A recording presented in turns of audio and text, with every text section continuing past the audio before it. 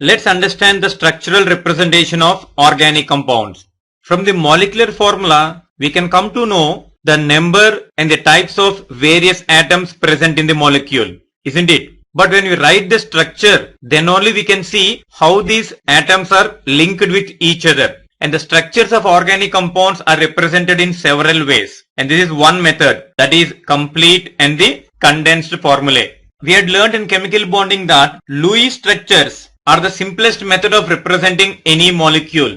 In these structures, we need to indicate the atoms along with their electron pairs. Suppose if I write an electron pair in between the atom A and B, it means that this electron pair is shared by both these atoms A and B. And these structures are simplified again by representing each pair of electrons making this covalent bond by a dash. Means simply one dash indicates a single covalent bond representing a sigma bond formation between atom A and atom B. Similarly, two dashes indicates the formation of double bond and three dashes indicates the formation of the triple bond.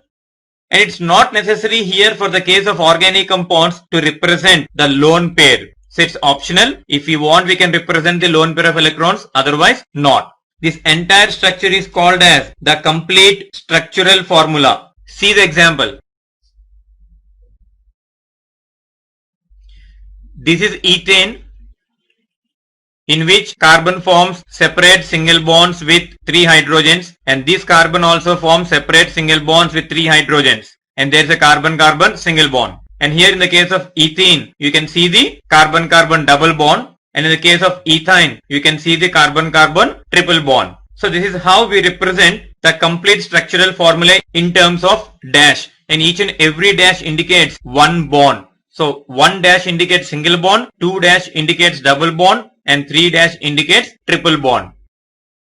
And this structural formula can be simplified further by omitting some or all the dashes representing the covalent bonds and by indicating the number of identical groups attached to an atom by a subscript. And this representation is called as the condensed structural formula. So let's see the same 3 examples and let us write the condensed structural formula for these 3. Now for ethane, we can completely add all the carbon atoms and hydrogen atoms and write it as C2H6. Or we can write that one carbon attached to 3 hydrogens, so it is CH3, and another carbon again attached to 3 hydrogens, it is CH3.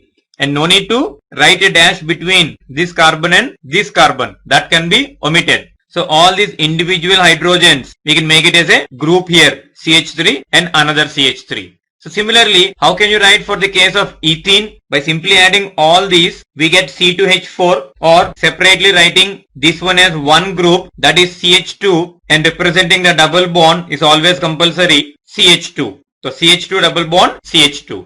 Then for this one, it is C2H2, or representing the triple bond, and each carbon is linked with one hydrogen. So CH, triple bond, CH.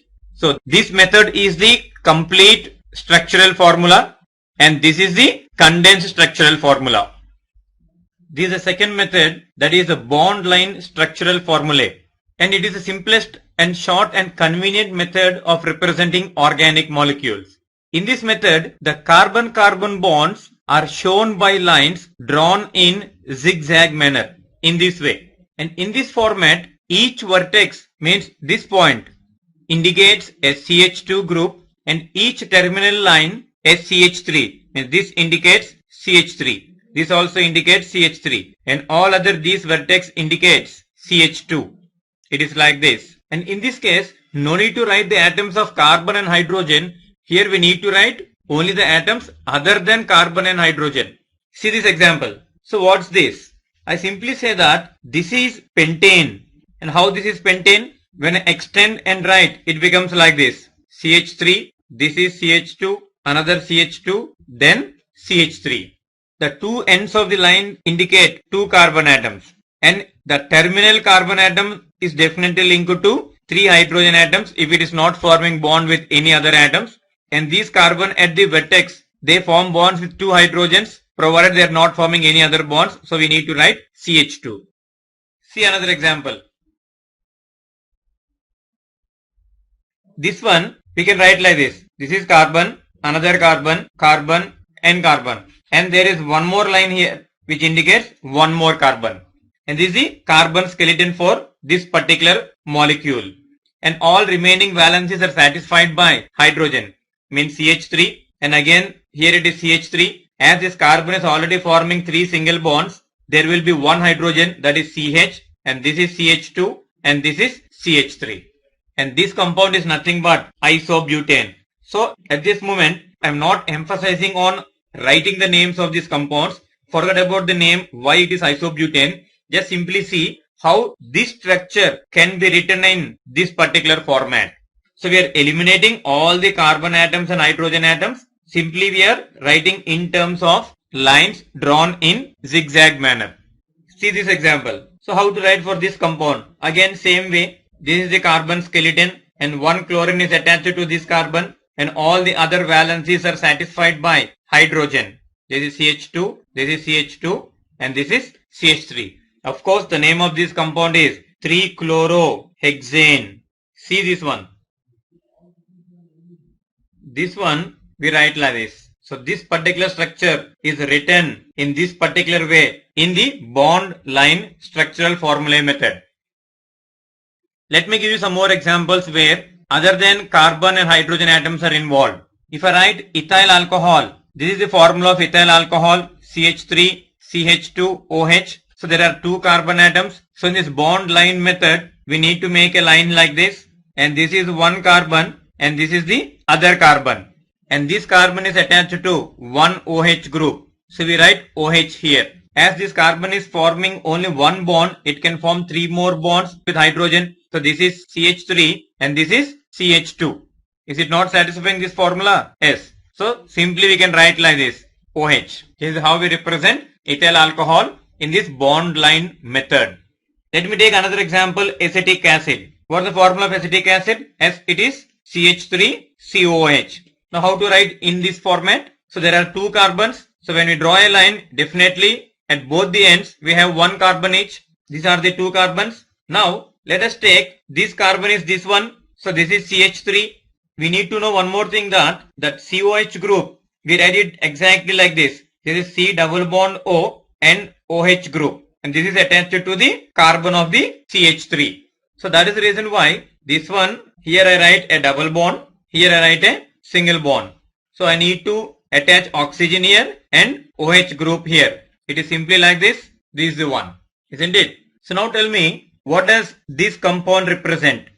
Yes, it means that here there is one carbon, here another carbon, and here the third carbon. And all the other valencies are satisfied by hydrogen. So the first one is CH3, the second one is C double bond O, the third one is CH3.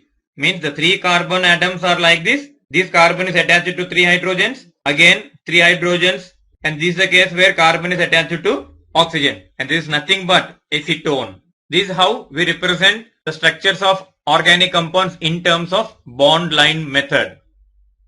Let's see the other method, the 3-dimensional representation of organic molecules. In this, the 3D structure of organic molecules can be represented on paper by using certain conventions. And the simplest convention is the solid and the dashed wedge formula. In this one, the 3D image of a molecule can be perceived from 2D picture. So in this method, a solid wedge, which is represented like this, is used to indicate a bond projecting above the plane of paper and projecting towards the observer.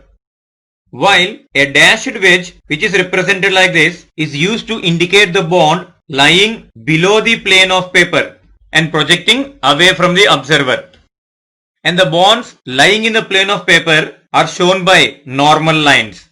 So this normal line indicates the bonds lying in the plane. Let us take an example to understand this. Let us take a tetrahedral molecule with 4 atoms or groups, that is A, B, C and D, bonded to a central carbon. So these 2 bonds represented by a normal line, they are in the plane of paper, and the group C, which is represented by a solid wedge, is projecting above the plane of paper, means towards the observer, that is towards you. And this group D, which is represented by solid wedge, is a bond away from the observer, means this indicates a bond lying below the plane of paper. So these are the four groups. These two groups are represented by the normal lines indicating that they are in the plane of paper. The third group indicated by a solid wedge indicates that it is towards you. The fourth group, which is represented by a dashed wedge, is away from you.